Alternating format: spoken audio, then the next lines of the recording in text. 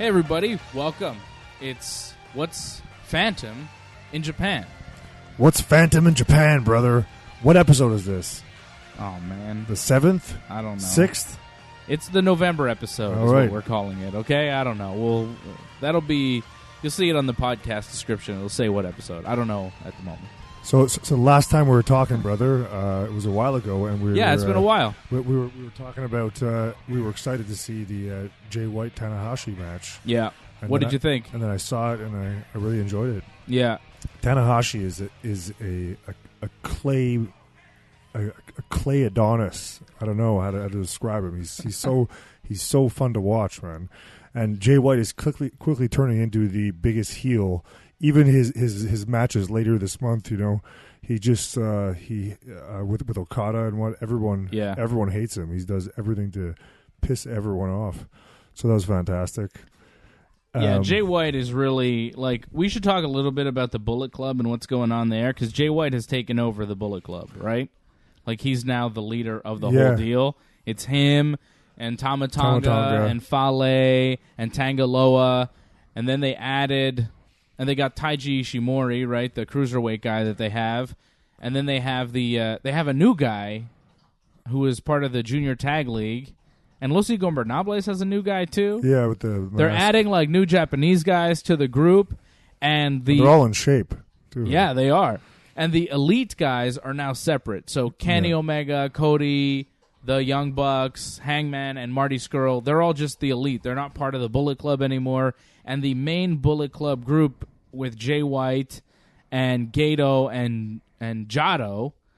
they're feuding with Okada because Gato was Okada's manager, and then he turned his back on Okada and is now managing Jay White, who left the Chaos group and now joined the Bullet Club to kind of lead that group. And it seems like the Elite versus the OGs, that feud seems to be kind of tampering off. It's kind of gone. Yeah, it's going away. I was expecting huge events, and it just really didn't go anywhere. It fizzled out, right? And the Tongans took the tag titles from the Young Bucks. Now they're the tag team champions, and the Bucks are kind of not in New Japan as much as they have been. No, honestly, they're more now like ROH. Well, not they always have been, but. Speaking of that, the Bucks of Jericho was or is it Y2 Jackson? Well, yeah. That was really fun. That was a cool match, right? I sent that match to you to check out. Not really New Japan. It was on the Jericho cruise. Yeah. But it was a unique match. It was Kenny Omega, Cody, and Marty Scurll against the Young Bucks and Chris Jericho. Jericho's outfit with the Bucks there, fantastic, looking like a young buck. Yeah. It was a fun match. That Jericho, it's cool. Jericho, that's the only match he wrestled on his cruise. It's his cruise. He booked the whole thing, and he lost. He lost the one match that he was on. He didn't take the pinfall. I think it was Matt Jackson that took it from Kenny. Yeah. But still, Jericho didn't win in the match on his show. That's cool. On his boat. I love Jericho, and I love his thing with New Japan. He had a couple of good matches. I mean, they're I find they're slower than he was a year ago when he went against Omega. Mm-hmm. He was in better shape, and he was going a lot faster pace, especially in that match. And now if you look at him and on that cruise, and also his last title defense, I'm surprised he actually kept the belt. Yeah, because he looks like he's kind of.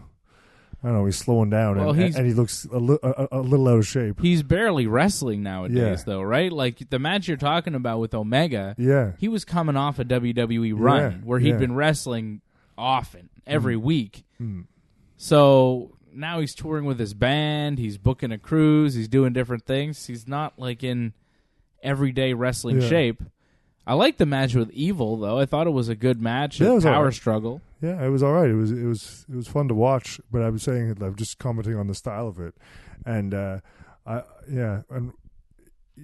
actually thought he was going to drop the belt to Evil, because Evil seems like someone that they want to push, and then and Jericho could look like you said, he's hardly wrestling, so it'd be easy to. But he kept it, and it's intriguing, to say the least. Well, it makes you wonder what they're going to do with Jericho long term, and who that guy is that's going to take it from from Jericho, like who's going to take the title. Apparently, it's going to be... Now, I have the Wrestle Kingdom card in front of me, Wrestle Kingdom 13. Naito is getting the rematch against Chris Jericho at Wrestle Kingdom. Jericho is saying, that's news to me. I didn't know I was wrestling Naito. He, like, on Twitter, doesn't seem to be on board with that match. So I'm not sure. I wonder if that's a word. Yeah, I don't know. Maybe it is a work. Maybe, I don't know. I'm not sure. But I don't know. If I'm Chris Jericho, another match with Tetsuya Naito, is that really what you want to do? Well, or do you want to, like, we wanted to see him wrestle Tanahashi or Okada. You're in New Japan. You want to wrestle all the kind of top wrestlers over there, get a taste of what they're doing. Wrestling Naito again. Like, Jericho's wrestled 3 matches in New Japan. Yeah. Omega, Naito, and now Evil. Yeah. Are half his New Japan matches really going to be against Tetsuya Naito? Like, the match was good against Naito, but I kind of want to see him wrestle somebody else. Yeah, I get it, but I get the psychology also behind it. You know, he had that victory, and if he is, I mean, I'm saying he's transient, but you know, maybe he's really not. Maybe he does like the schedule because he seems to wrestle like once every month or whatever. Yeah, it's every like 3 months, 4 matches in a year. Yeah, really, it'll be because Jericho wrestled January. And then June against Naito, and then here in November, and now he'll wrestle again January 4th against Naito. And I think he'll probably drop the title then, and then that'll be it for Jericho in New Japan. I think it was a year-long run. He tried it out. He did the match with Kenny, and then everything after that was kind of bonus. I think him and Naito will probably be Jericho's last match. He'll drop the belt and then go away, you know? Yeah, I could see that. Go back to WWE. But I don't think he wants to go back to WWE. I mean, he's doing, I'm sure he's getting paid handsomely for what he's doing and for the non-WWE schedule. Sure. I mean, it's fantastic for him, I mean. But if he could get like a Big Show schedule or a Randy Orton schedule, where you're wrestling every now and again and getting paid good money, I assume Jericho, like, you think Jericho's wrestled his last match in WWE?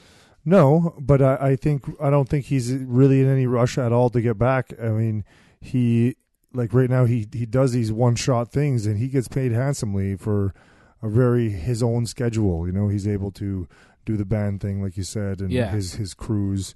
But how long is he going to wrestle for? He's 48 years old. I don't know. It'd be good to see him and Tanahashi go at it. It would be cool. The 2 older men.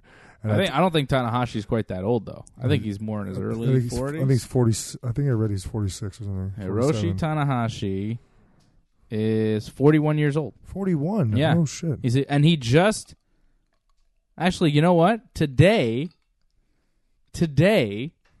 as we record this, is his birthday. Oh, wow. Happy birthday. Happy birthday to the ace. Wow. 41 years old. Is there a more handsome 41-year-old on the planet today? I don't think so. Well, I just turned 42. So no. There isn't. So Tanahashi, a little bit younger than Jericho. And at 48 years of age, I don't know how long he wants to do it. I don't know if you saw the recent match there that the WWE did with all those older gentlemen. It did not go well. Triple H came out. He tore his pec. He had to have surgery. He was very injured. Shawn Michaels came back. Do you see Shawn Michaels came back after 8 years of retirement at 53 years of age? Did not look like the showstopper. Was not. He was totally bald too. Oh, that's weird. It was weird. Yeah, I hope I never get to that level. I won't because I wear a mask. So you'll never see as long as my body keeps going. That's it. I want to have the Tanahashi body. For some reason, I thought he was older than me, but anyway. Hey, speaking of older, maybe Suzuki is he an older guy? Oh yeah, Suzuki is like he's got to be 50 or something. Like Suzuki is not a young man. I could tell you here in a second. Minoru Suzuki, his match at Power Struggle with Ishii was fantastic. It was just strikes. Oh yeah, there was no I think I looked down at the monitor and there was the first wrestling moves was 12 minutes in. Yeah. It was just bashing and bashing. And that's what you get from both of those guys. So you knew going into the match it was going to be intense. And yes, Minoru Suzuki is 50 years of age. Well, so him and Ishii just beat the living shit out of each other. Yeah. I don't know how they take that, man. It just seems 20 minutes of just beating the hell out of each other. Yeah, just forearm after forearm after forearm and chop after chop. You know, I think it's safe to say they're the two toughest guys in all of New Japan Pro Wrestling. In a company that's super tough, I don't think there are tougher guys than the Stone Pitbull, Tomohiro Ishii, or Minoru Suzuki. Yeah. Ishii is 42, nice, and Suzuki is 50. Nice. Two guys that are just, in their 40s and 50s that are the two most badass dudes in the whole company. I would love to have a go with them for sure. You and Ishii would be crazy. You and Ishii would be great. I would pay good money to see that. Green Phantom versus Tomohiro Ishii. That could happen. I was talking with Michael Elgin the other day. I was wrestling at a show in Ontario, right? In Oshawa, Pro Wrestling Eclipse. Anyways, they're on like Rogers TV sometimes. Oh, that's cool. Anyways, they had Michael Elgin. I wasn't wrestling him, but the first thing I asked him, because I met him years ago, but whatever, he didn't really catch my eye or anything. But since doing this podcast now, I've, especially in the G1 and stuff, I've watched him. So yeah. I've become his fan, And that's the first thing I asked him about Suzuki. And he said, he's an old school, and he's all about respect. He'll hit you hard, but if you hit him hard right back, then he will tone it down a bit and respect you for that. If he hits you hard and you don't hit him hard back, then he's just going to beat the shit out of you. Oh wow, that's awesome. So. And Elgin knows, man. He's one of the hard hitters in New Japan too. Yeah, right? Yeah. They're all. I mean, it seems like half of them. They're all big strikers. Like everybody takes their share of forearms to the face. Yeah, everybody. It seems it's part of the company. Yeah. It's something that they do in New Japan that I don't think any other wrestling company focuses on as much. The strikes, the heavy laid-in strikes, forearms, and slaps too. Yeah, like slap offs, heavy slaps to the face, and they're just hitting each other. I mean, and it's not just the Minoru Suzukis of the company. It's like when Kota Ibushi and Kenny Omega were wrestling, they were slapping each other too. Yeah. Like when they have their matches, they're just slapping the hell out of each other. Everyone does the strong style, Yeah. Well, that's even like where it is, right? Like Zack Sabre, who was he wrestling? He wrestled Naito at that Power Struggle, Yeah. and Naito's been losing to Zack Sabre. This was the third in their series of matches, and Zack Sabre beat him in the G1. He beat him earlier this year as well, and this is the first time that Naito was able to beat Zack Sabre Jr. Pinned him with a nasty Destino. That Destino that he hit him with was solid. Fantastic. And then he dropped him on his head with a move, too. He, brain busted him, but he really dropped him right on his head. Yeah. Naito will drop you on your head. Watch out for Tetsuya Naito. He does not care. He will dump you on your head. Every time I watched Zack Sabre, when I first got a glimpse of him, I just didn't like how he looked. He was just too skinny, and he looked, like a kid in there. Yeah. And every time I watch him, he gets better and better in my mind. Like what with the moves, like literally, he can get a submission out of anything, and then 3 more. Yeah. It's really, really, really fantastic. So fluid and nice to watch. The flow wrestling, the grappling there is very nice. Yeah. It's very slick, and it's a style all to his own as well. Nobody else wrestles like Zack Sabre Jr. No one, no one else wrestles like him. But he can wrestle like almost everyone else. Again, in that match with Naito, we were just talking about how everyone throws forearms and stuff, and same thing with them. He takes a few good shots, and there was really everybody exchanges. They can all play all games, but man, nobody has the holds like Zack Sabre. I find it beautiful how people can even keep up with him. It's cool. And you saw Naito at certain points in that match keeping up with him and reversing some of those holds and catching Zack in a couple moves. It was pretty sweet. Yeah. It was nice. It showed off everybody knows that Zack Sabre is a really solid grappler, but Naito you don't see it from him as often, and it showed. Man, Naito he can grapple if he needs to as well. Yeah. And Naito's badass. As a play-by-play guy, you gotta love his finishing move, the Destino, right? Because he teases it so much. You got the Destino.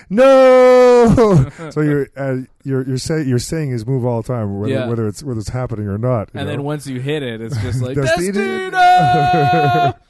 Oh, it's amazing, amazing. Fantastic. And apparently WWE offered a boatload of cash to Tetsuya Naito that he turned down. Really? Yeah. Huh. They wanted to bring him in, and he was like, nope, I'm in New Japan. This is where the best wrestling is. He did an interview with some Japanese sports paper, and he said, yeah, I'm not going to WWE. They offered me money, but I don't want to go. Which shows you that WWE is looking. Shopping, yeah. They're interested. Yeah, that's it. They're on the market for somebody. And if Naito's getting a money offer, you can bet that other people are getting money offers. Yeah. And don't be surprised if one or two of your favorite New Japan stars wind up jumping ship. Who do you think is least likely to be in WWE this year? Well, Naito now, right? Yeah. After he just said that. I don't know, like Minoru Suzuki. His style would not translate to WWE. No. It just wouldn't work. He's 50 years old. They're not going to invest in him. I could see a guy like Okada going, though. Why not? It would be crazy. Yeah, he's a unique... Okada totally has this unique look to him and stuff. That's it. If I were WWE, I'd go after Okada. I'd go after Naito. I'd maybe lay off Tanahashi because he's 41, and, how many years are you going to get out of him? That said, they invested a lot in AJ Styles, and he's in his 40s, and he's the best guy in the company right now. I don't know. It's tough. I think WWE is going to go hard at the Young Bucks, at Kenny, at Cody, at Hangman. Not bad luck Fale, you don't think? No, I don't think so. I don't think Fale or Tama Tonga are the guys they're looking at. I think they want Kenny Omega. They want the Bucks. I think they want the whole crew. They want the Elite. If they can get as many guys from the Elite as possible. As many of the top guys. They really are. And the Elite is saying that they are sticking together. And if you watch the Being the Elite YouTube series, you see that a man spitting water, you see him from behind. They had a little thing where a guy they call H is coming after them. So they're alluding to Triple H. Yeah, of course. Coming after them and trying to perhaps sign them. And it's possible. Under the right circumstances, I could see them all going because they're pro wrestlers and it's the WWE. And now that you have no Roman Reigns, you need... Well, they need somebody. Yeah. They need a lot right now. Yeah, they do. So those guys would all be great don't additions. Need is bad luck Fale. Why not? I bring him up again. I've never... when there's a card and he's on the team, that team's going to lose. It seems like whether it's... Yeah. He never picks up victories for a big, fat guy, man. He's huge, but... They really jobbed that guy out tons. Yeah. Well, he's not the top star that he was maybe a couple years ago in New Japan. I think they put him up at the top of the card more back then. What was your favorite match at Power Struggle? Was it the Jericho match? Was it Naito beating Zack Sabre? Was it Ishii and Suzuki? I thought the matches were great. I really enjoyed the Golden Lovers, Kenny and Kota Ibushi, beating Hiroshi Tanahashi and Dave Finlay. Yeah, I've never seen Finlay before. Supposedly he was coming back, whatever. But I always love seeing the Golden Lovers. They're good. They have a couple of good double team moves, like the double knee trigger stuff. And they're also. Again, especially those two guys, and the announcers, Kevin Kelly was saying it. He was like, these guys can do all styles, and in that match there was a bunch of really stiff shots, a bunch of crazy high flying moves, and some power moves, and some brawling. It's like you covered all styles of wrestling. They can do everything. Yeah, they can do everything. Kenny Omega, is there a better wrestler? I feel like we say it every show that we do, but is there anybody better than him right now? I don't know. I don't think so. Probably not. And that match with Tanahashi at Wrestle Kingdom. When is that? January 4th. January 4th? It's going to be amazing. I can't wait. I legit cannot wait. Wrestle Kingdom, the card is nearly set. Nearly set? We have... Kenny Omega against Hiroshi Tanahashi for the heavyweight title. Chris Jericho against Tetsuya Naito for the Intercontinental title. Okada taking on Jay White. They have that grudge. Tomohiro Ishii defending the British heavyweight title against Zack Sabre. Kushida defending the junior heavyweight title against Taiji Ishimori. And then you have a three-way tag match for the IWGP junior heavyweight tag titles. Suzuki Gun, the tag champions, Kanemaru and Desperado taking on Roppongi 3K, and Bushi and Shingo Takagi, who's the new member, Shingo Takagi, of Los Ingobernables de Japón. He's that new Japanese guy they picked up. Didn't Sho and Yo win their won their junior tag belts? Junior tag no, they won the junior tag tournament. Oh, just the tournament. Okay, yeah. Yes. The belts huge ass trophies. The belts were not on the line. They won big old trophies, but the belts were not on the line. They won that at Power Struggle. They won the Super Junior Tag League. Yeah, that's it. And now, throughout this month and a good chunk of December, it's going to be the World Tag League. Okay. So it's like a heavyweight tag tournament. New Japan, this is like my full year. I'm coming up to a full year of watching everything in New Japan, right? And it seems to me like they do a lot of these tournaments, and they sprinkle them throughout the year. They had one for the junior heavyweights, right? They had the best of the Super Juniors. They had the G1 for the heavyweights.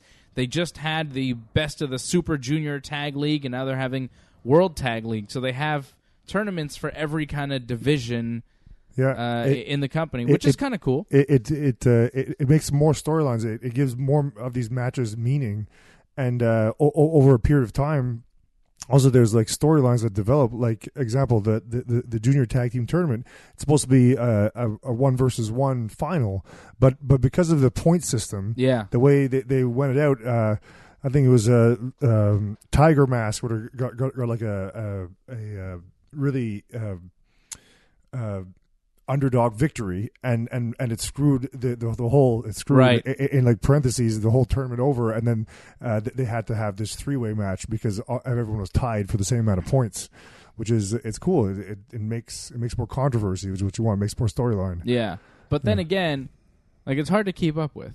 Like it's a lot of wrestling. It is. And when you're telling me, okay, we're gonna go into a tournament, you're gonna watch a lot of stuff, you're gonna follow all this action, and the tournament is for the junior tag division. Like, I don't watch 205 Live. Yeah. I'm not trying to watch a junior tag tournament that's going to take up so much of my time. Like, I love pro wrestling, and I watch a lot of it, but, like, there's a limit. You know? Like, I could do with maybe one less tag division, just because the quantity. But the thing is, the like what creates a story in this in Japan, at least in New Japan wrestling, is not the drama that creates a story here in WWE, right?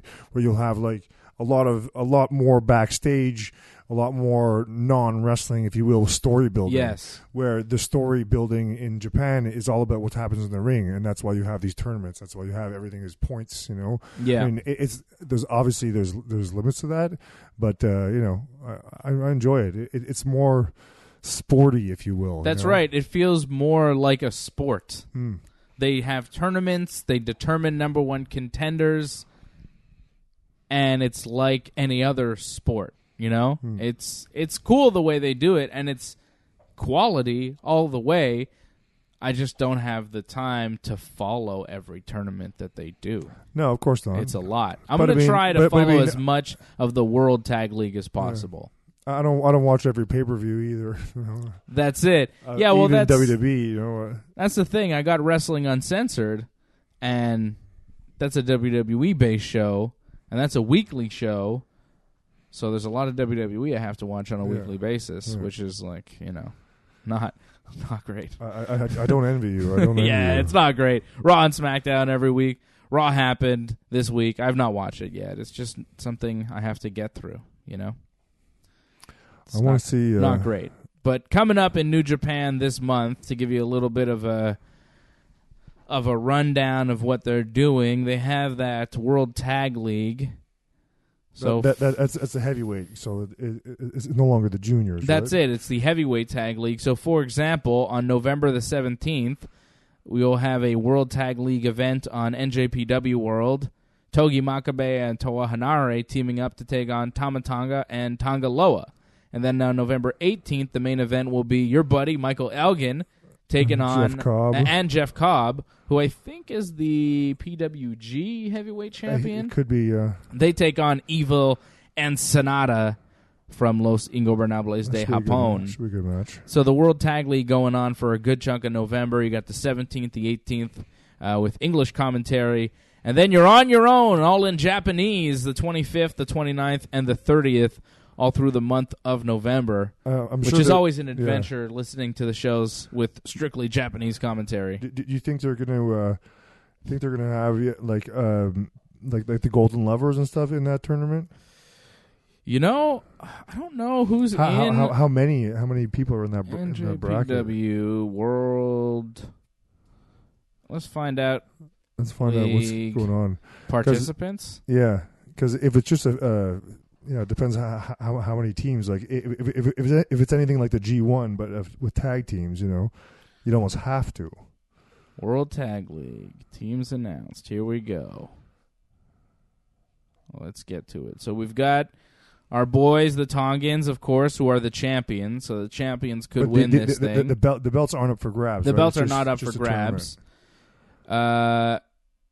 Ishii and Toru Yano are our team. Evil and Sonata. Zack Sabre Jr. and Tai Chi repping Suzuki-gun. Who's Tai Chi? Minoru Tai Chi is the guy who wears the mask. He kind of does the opera gimmick, the Phantom of the Opera guy. Oh, okay, yeah. So Tai Chi here, and then you have more Suzuki-gun, Minoru Suzuki and Iizuka. Iizuka is the crazy guy who comes in from the audience. He's like got a collar on. He's insane, Then you have Davey Boy Smith and Lance Archer, the Killer Elite Squad. Tama Tonga and Tanga Loa. The Elite, represented by Hangman Page and Yujiro Takahashi. They're going to get squashed in that tournament. Chucky T and Beretta. They're a good tag team. Finlay and Juice Robinson. Cobb and Elgin. Cobb and Elgin looks like a good match. Cobb and Elgin, I would have to give them some points there. They could do well, yeah. That's a good tag team. Ayato Yoshida and Shota Umino, I think, are like young lions just making their debut here. Togi Makabe and Toa Hanare. Hiroyoshi Tenzan and Satoshi Kojima. And Yuji Nagata and Manabu Nakanishi. All right. So the winners will face the champions for the tag titles at Wrestle Kingdom. Okay. Unless it is indeed the Gorillas of Destiny, Tama Tonga and Tanga Loa, who wind up winning the whole thing. So the Young Bucks, Kenny Omega, Kota Ibushi, not in this tournament. Now, you understand why Ibushi and Kenny aren't in it because, well, I don't know what Ibushi's doing for Wrestle Kingdom, which is kind of weird. Like, you'd think they have a big plan for him. He's one of their best guys. But Kenny is going to wrestle Tanahashi. So it makes sense for them not to be in the World Tag League because they can't challenge for the titles at the show at Wrestle Kingdom. Yeah. But the Bucks aren't in the tournament. That's telling. And the Bucks apparently are free agents on January 1st, so I wouldn't even expect them to be at Wrestle Kingdom. So the Bucks' time in New Japan may be done. It's kind of sad. Yeah, it won't be forever. But unless they go to WWE, but which you never know. I'm not ruling that out. It's possible. Yeah, they always it'd be cool to see them show up sometime somewhere. I mean, but you mentioned about the Golden Lovers. Like, Omega has something, but what does Ibushi have? Yeah. You know? And he's like a really good talent. He looks like $1 million. He's he moves like $1 million. This is a guy that and the fans love him. And it seems like he doesn't have anything going on right now, which is odd. The only time he has anything going on is when Kenny shows up to tag with him. Just too bad. Like he's in the shadow of Kenny Omega. Maybe Kenny leaving New Japan would be good for him.